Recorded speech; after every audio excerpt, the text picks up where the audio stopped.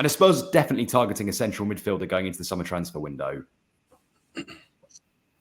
Yeah, obviously Weston McKennie looked like he was on his way to Aston Villa as part of this swap deal with Douglas Luiz, but now McKennie has sort of priced himself out of that one with his demands, and now Villa have moved on, and Juventus have agreed to offer another player in part exchange in that deal for Douglas Luiz to make the move to Juventus. So yeah, Spurs are looking at central midfielder. Not necessarily will they push ahead with the move for McKennie, because I think he's probably on their list, but he's probably down that list right now. But again, with his move to Aston Villa collapsing, I'm sure other Premier League clubs are looking at him. He obviously had a short stint in the Premier League with Leeds, but it wasn't the most memorable experience for him, as Leeds ended up suffering relegation when he joined midway through the 2022-23 season. But he's a quality player. He's played at the highest level. He's a US international as well. Will be playing at the Copa America, so it'll be interesting to see how he gets on there. But yeah, Tottenham have looked at him in the past. I don't think he's at the top of their list right now. They will be looking at other midfielders. We've spoken previously about Conor Gallagher, and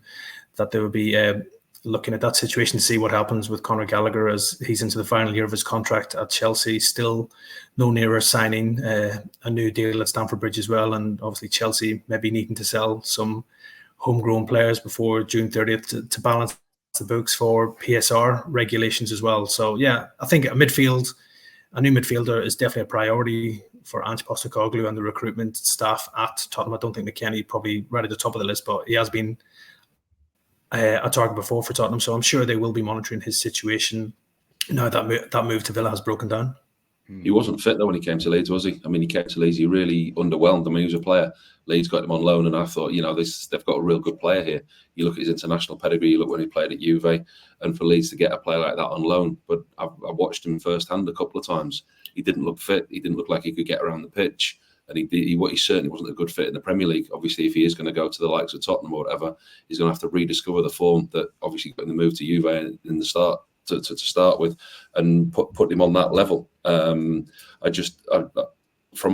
be worried from a Tottenham point of view, not of his Juve career or his international career, but that short spell with Leeds in the Premier League really did flatter to deceive. I mean, you didn't see anything from him at all. And Paul, what do you think it means then for the likes of, say, Pierre-Emile Hojbjerg, and what do you make of Tottenham's midfield as it stands? Do you think they need reinforcements going into next season? Listen, I think Hojbjerg will be one of the ones that go. I mean, Ange's restructuring the dressing room, and Hojbjerg hasn't made a secret of his want to play regular first team football. He said it in press conference when he was away on international duty last season that he wants to play regularly, he wants to play more often. And when you've got Basuma, Papsar, Bentancur in those positions playing ahead of him, Pierre Hojbjerg's done a fantastic job when he's played this season. I think when Tottenham have tried to be more pragmatic, more defensive, he's occupied that deep anchor in midfield and he's protected the back four.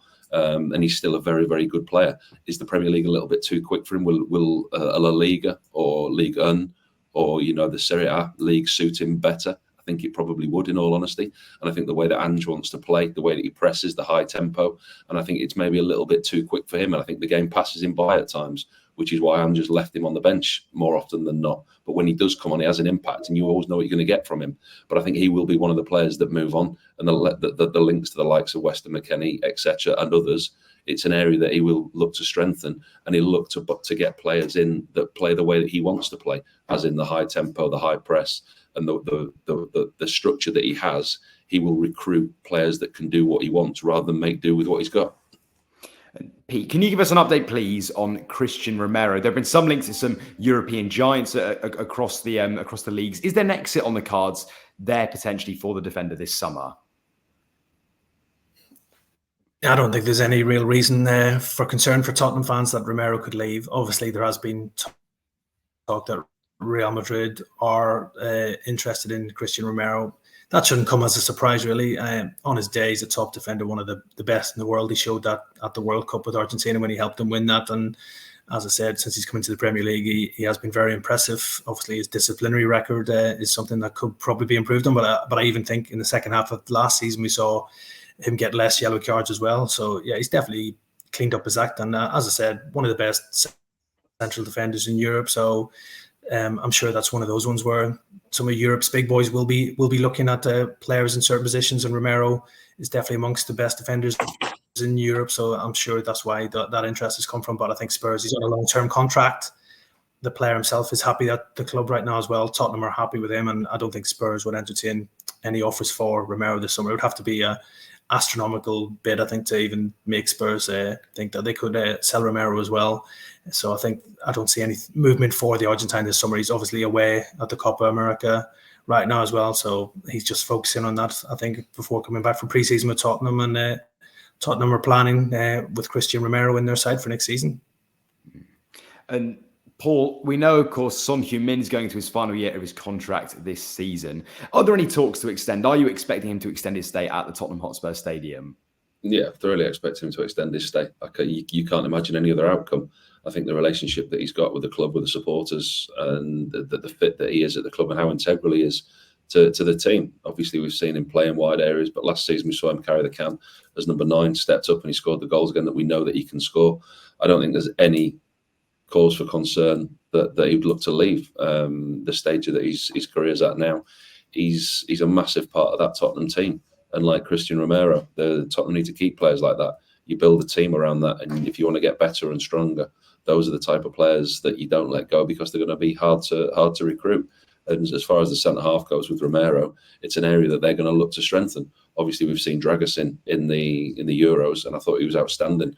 Part of the Romanian team who picked up that opening 3-0 win in the first game against the Ukraine. He was a big part of that, and that's one of the reasons, Tottenham fans haven't seen a lot of him this season, but you see there in that game alone one of the reasons that they signed him. So I think as far as Romero goes, they're not going to let him go. They're going to strengthen in that area, because with Van der Ven's injury record, Romero's injury record, and his disciplinary record, Dragusin could end up being the only fit centre half. So I think that's an area they'll recruit in.